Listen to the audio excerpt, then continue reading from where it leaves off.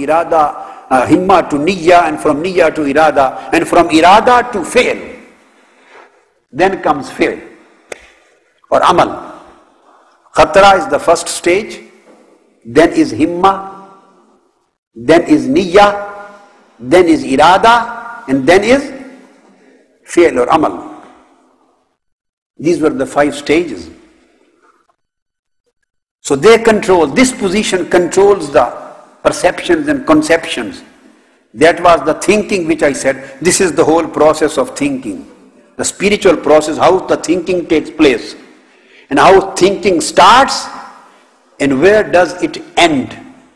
It starts from a thought, khatra, and ends into an act, commission of act. So this thinking is again controlled by intellect.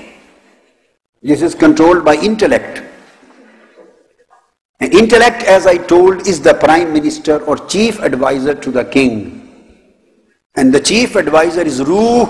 Ruh is Sultan and deputy of Almighty Allah. And as I have already explained, the opposite authority, the opponent, the opposition leader is the nafs. And nafs is also getting a foreign aid, because nafs is the one who intrigues, who create conspiracies and intrigues to capture the heart and to dislocate the influence of ruh.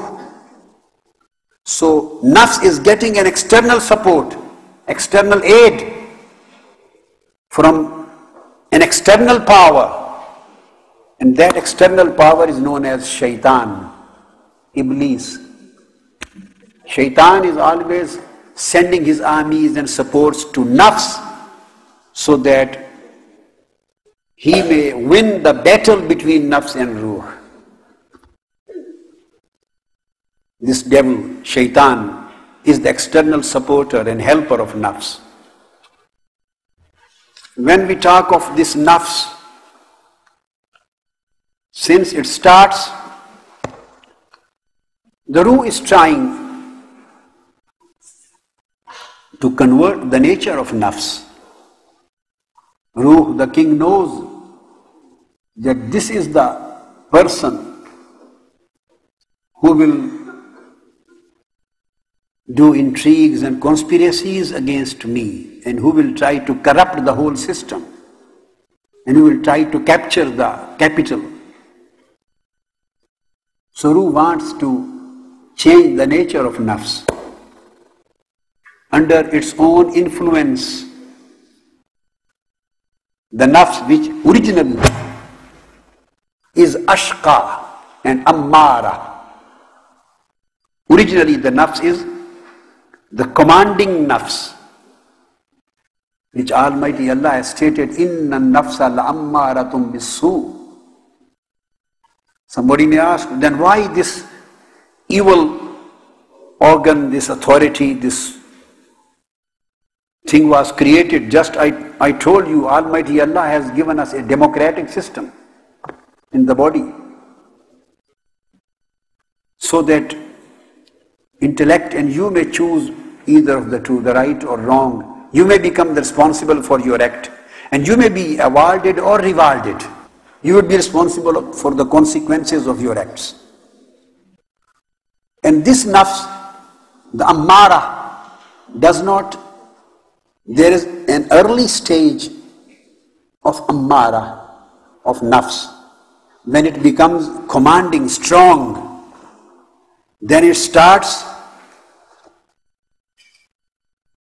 commanding to evil. Then it starts to take the person, because it has corporeal nature, vegetal nature, and it always commands the person to the worldly pleasures, sexual passions, and worldly attractions, commands to the evil. and other blameworthy traits and habits and conduct. But the nafs does not become ammara as the first stage. In the beginning, it is makkara, an-nafsul makkara. This is deceiving nafs. It is not so strong to command towards evil. In the beginning, it starts from deceiving, from deception, deceit. Starts from putting wrong ideas, wrong wishes, wrong thoughts, supporting khatra. It starts with deceiving you. Even if you are worshipping, you are doing an act of piety, and you are intending to worship and do this particular act of piety, and you are concentrating on a particular act.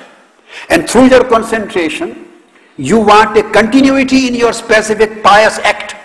And this continuity will guarantee your advancement.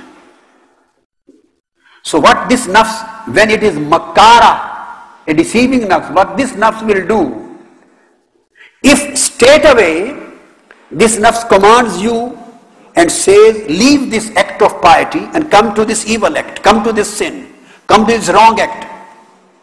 If the nafs feels that this person is quite sensible, strong, he is not ready to accept directly my wrong command, he may reject it. If the nafs is strong and the person is weak, then it is ammara.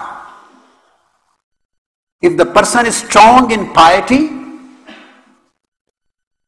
and nafs is weak, then it is makkara. Then it works through deceiving. Then what it will do? It will not command for the evil act. It will not directly ask you to leave this act of piety and go towards the wrong act. No, it will give a deception. It will say, no, this is a good act, nice to do. But if you want sawab, if you want more prayer of Almighty Allah, that other act of hajj or jihad or doing any other pilgrimage or particular act of piety is higher in status, and you will get more sawab and rewards from that. So he will detract your concentration. He will create a confusion in your mind. He will snatch concentration from you. You will be neither here nor there. Now you will be confused minded, whether should I do this or should I go to that particular pious? Should I do tilawat of Holy Quran or should I read Darood Sharif?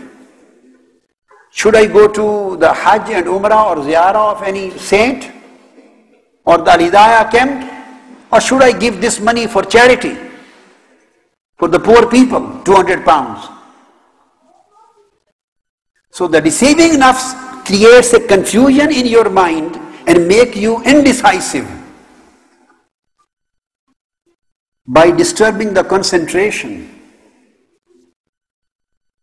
Sometimes the deceiving nafs puts riya into your mind.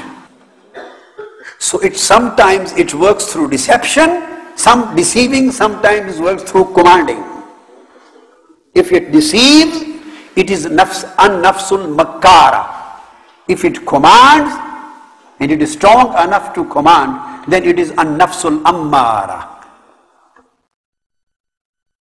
And nafsul ammara is the one which fights with ruh.